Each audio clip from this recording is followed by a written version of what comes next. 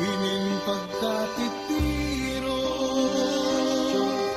ng ginungaran, ining akakumpul amon gintalimuhan, kitang magkakirita mga hiyapan igod mawawala. Inin pagkaurusan,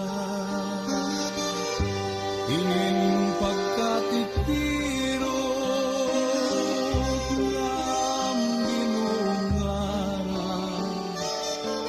inin kagabihon amon gintalinguhan, kitang magkakirigtan mga hiyapan ng dugan di gud mawawala. Dirigud